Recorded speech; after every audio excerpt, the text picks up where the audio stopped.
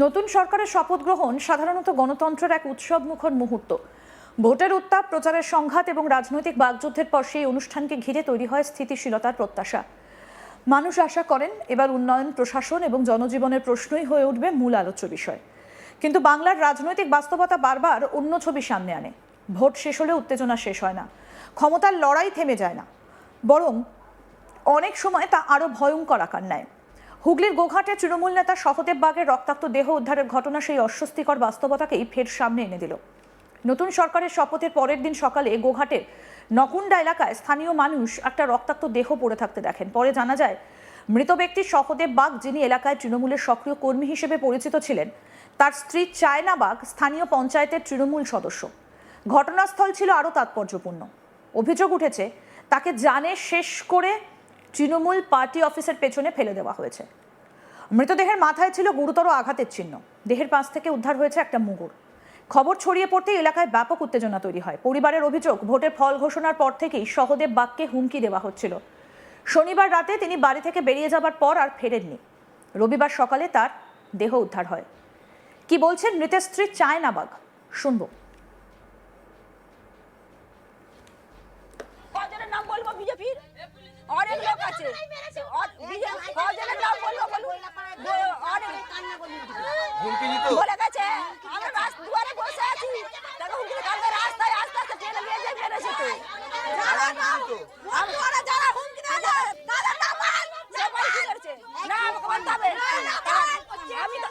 আমি বলছি পার্টি তো দাঁড়িয়েছি, কোনদিন কারো ক্ষতি করেছে কি বিপক্ষ পার্টিকে বলতে হবে। কারো কোনো ক্ষতি করেছি কি 5 লাখ টাকা মেরেছি কি 10 টাকা মেরেছি, সেটা আমাকে জবাব দিতে হবে।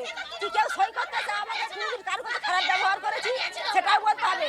কি 10 টাকা কোনো পার্টির মেরেছি সেটাও আমাকে দেখাতে হবে যে পার্টি 10 টাকা মেরে রেখেছে, আমার স্বামী মেরে রেখেছে কি আমি মেরে রেখেছি 10 টাকা। সেটা যদি প্রমাণ দিতে পারে জুতো নিয়ে করে দেশ ঘুরবো আমি।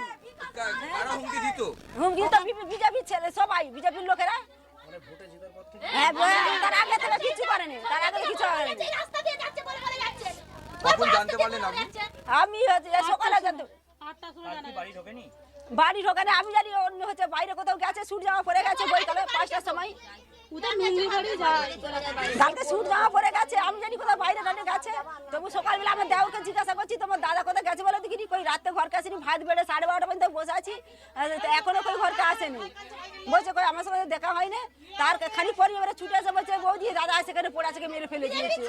তাহলে কে মেরেছে তাহলে দেখতে হবে, তদন্ত নিতে হবে। কেন আমি বলতে হবে বিজেপির ছেলেদিকে আমি কারো যদি কোনো ক্ষতি করি থাকি সেটাও প্রমাণ দিতে হবে। কারো ক্ষতি কার কি ক্ষতি করেছি আমার স্বামী, আমার স্বামী যেই পার্টি করুক, যে যাই পার্টি করুক, সবারই সঙ্গে কথাবার্তা মেলানো সবারই সঙ্গেই রেখেছে। তাহলে এমন তার কে শত্রু ছিল যে তাকে মারতে হলো? যার বিপদে কেউ ছুটে না গেল সে আগে ছুটে যাবে। আপনার স্বামী কোন দল করতো? তৃণমূল।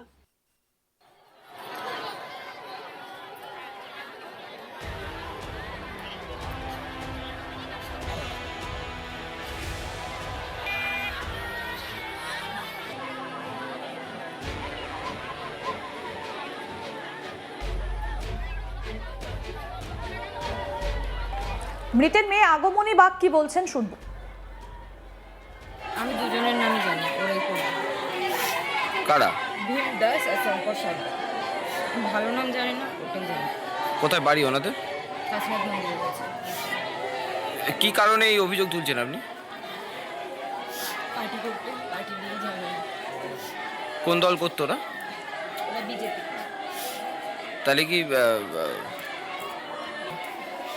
পার্টি নিয়ে যেমন ঝামেলা হয়, ওদের দল জিতে গেছে, এই দল হেরে গেছে। আপনার বাবা কোন দল করতো? টিএমসি। আপনার মা আপনার মা পঞ্চায়েতের মেম্বার ছিল? কোন পঞ্চায়েতে? নতুন রকম।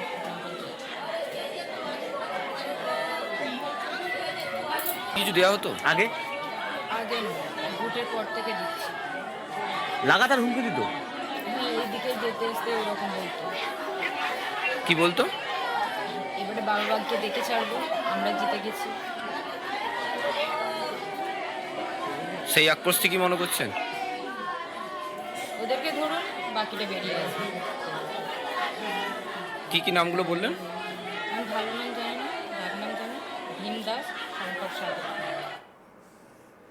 ঘটনার পর থেকেই রাজনৈতিক তরজা শুরু হয়েছে। মৃতের পরিবার সরাসরি বিজেপির বিরুদ্ধে খুনের অভিযোগ তুলেছে। অন্যদিকে বিজেপি সমস্ত অভিযোগ অস্বীকার করে বলেছে তাদের দল কোনোভাবেই হিংসার রাজনীতিতে বিশ্বাস করে না। বিজেপির দাবি তাদের শীর্ষ নেতৃত্ব বারবার শান্তি বজায় রাখার কথা বলেছে এবং পুলিশ নিরপেক্ষ তদন্ত করলে প্রকৃত সত্য সামনে আসবে। বাংলার রাজনৈতিক পরিসরে এই ধরনের পাল্টা অভিযোগ নতুন নয়, বরং প্রায় প্রতিটা রাজনৈতিক মৃত্যুর পর একই ছবি দেখা যায়। এক পক্ষ অভিযোগ তোলে রাজনৈতিক প্রতিহিংসার, অন্য পক্ষ অভিযোগ অস্বীকার করে তদন্তের কথা বলে। কিন্তু এই সমস্ত রাজনৈতিক বিবৃতির আড়ালে হারিয়ে যায় একটাই মৌলিক প্রশ্ন, কেন বারবার রাজনৈতিক সংঘর্ষের বলি হতে হবে সাধারণ কর্মীদের? কি বলছেন তৃণমূল নেতা শশাঙ্ক ধক, শুনবো।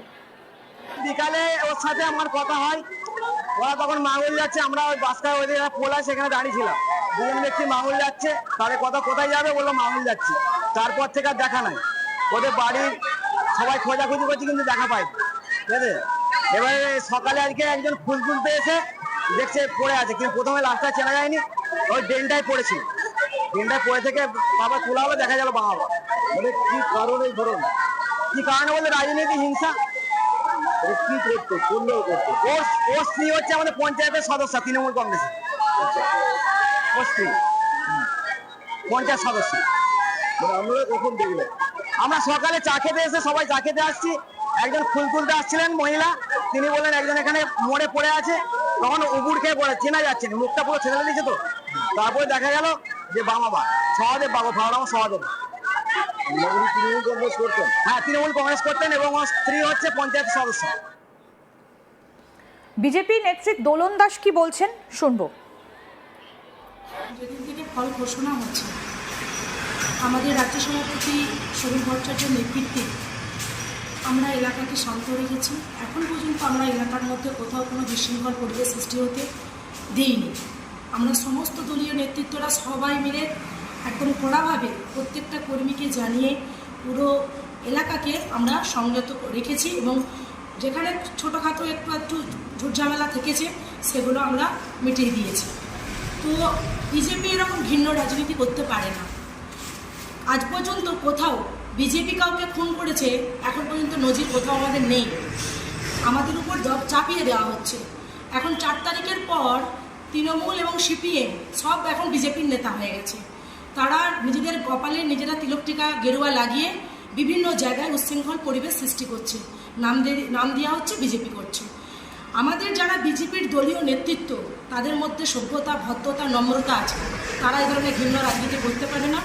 আর যেহেতু একটা খুনের মতো ঘটনা, পুলিশ প্রশাসন তো রয়েছে, তো ওনারা তদন্ত করুক, তদন্তের সাপেক্ষে দাঁড়িয়ে নিরিখে যার নাম উঠে আসবে সে তো দোষী শাস্তি পাবেই। আরও আপডেট পেতে দেখতে থাকুন আজ তাক বাংলা, সাবস্ক্রাইব করুন, নোটিফিকেশন পেতে বেল বাটন অপশন প্রেস করুন।